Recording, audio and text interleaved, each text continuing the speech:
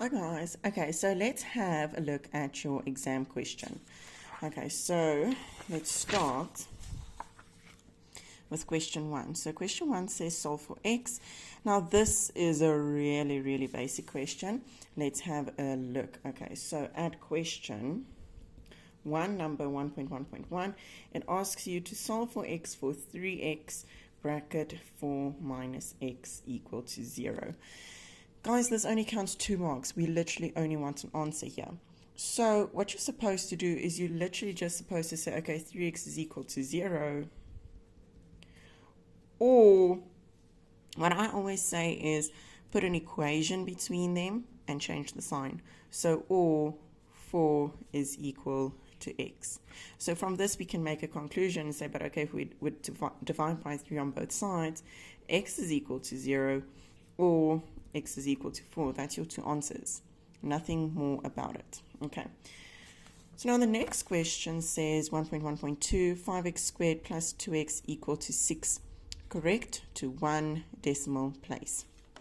Now that bracket right there that says correct to 1 decimal place, that is your hint that you are supposed to be using the quadratic formula. So our first step is going to be 1.1.2 to say 5x squared plus 2x equal to 6 is to take the 6 over to the other side. That means 5x squared plus 2x minus 6 is equal to 0. Now from this we know a is equal to 5, b is equal to 2, and c is equal to negative 6. So what we can do now is we can say, okay, but x is equal to negative b plus or minus the square root of b squared minus 4ac all over 2a. And we can substitute our values. Please put x is equal to into your formula. So we can say x is equal to negative bracket 2 plus or minus the square root of bracket 2 squared minus 4 bracket 5 bracket negative 6 all over 2 times by 5 2a. Now, I do not expect you to calculate this, write it in one place, write it in another place. That just wastes time. So all that I expect of you is to type it into your calculator. Bracket negative 2 plus square root 2 squared minus 4 bracket 5 bracket negative 6. And then we go down to bracket 5. Just type it into your calculator just as it is, and you will see the question stays to 1 decimal place. We press change. It's equal to 0,9. So that means x is equal to 0,9, or x is equal to, once again, guys, I reiterate, x is equal to, or x is equal to, not just answer, or not just a value. I want an equation there. I want x is equal to. Okay, so I'm not going to retype this. I'm going to right click. Then I'm going to go back to my plus. I'm going to say delete. I'm going to press minus, and I'm going to get equal. I'm going to get my new answer, change, and that is then going to be negative 1,3. Not negative 1,31, just negative 1,3. Because the question stipulated correct to 1 decimal place. Let's continue. So now, question 1.1.3 asks you to get the formula, to solve for x for 5 to the power of x plus 2 plus, now I want you guys to focus here on this plus. That plus, whenever I see that plus, it's going to be a hint for me that I need to factorize, actually. I can't use my normal exponential laws because this is not a multiplication, this is not a divide. I cannot add or subtract my exponents because the exponential laws only state when the bases are the same and they times, or the bases are the same and they divide. I can add or subtract the exponents. I cannot do this because this is now a plus.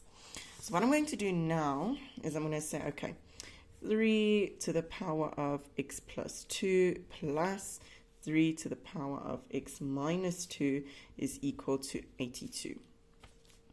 So what I'm going to do is I'm going to expand. So when I see a plus, it's usually a hint for me that I must now expand my exponents.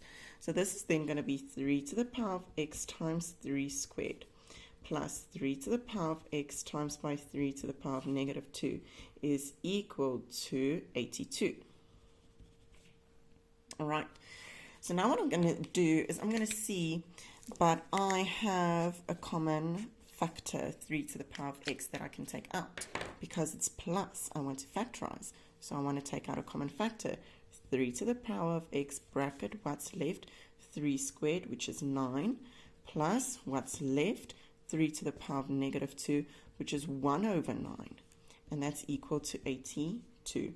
Now, if I say on my calculator 9 plus 1 over 9, I am going to get 82 over 9. So this is, in other words, 3 to the power of x times by 82 over 9 equal to 82. How do I get rid of a fraction? I times by the reciprocal, or I can just divide on both sides.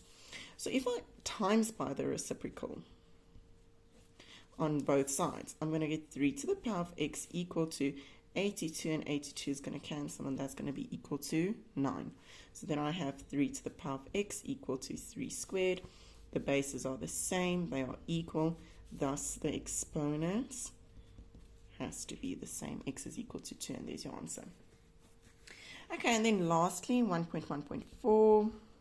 Okay, so now guys, here we see the square root of x minus 1 plus 1 is equal to x. All right, so the moment that you guys see a variable under a square root, that is an indication to you that you have to test your answer. Okay, so now let's quickly start. We're going to say the square root of x minus 1 plus 1 is equal to x. The first thing that I want to do is I want to take this 1 over. I am not going to just go and square both sides. I want to take this 1 over. What happens if I take it over? It becomes a negative. So then I have the square root of x minus 1 equal to x minus 1. And now, and only now, I can square my answer. So now I can square both sides. I'm not going to square it here yet. I'm going to only square it here. So when I square a square root, I am left with what is under the square root.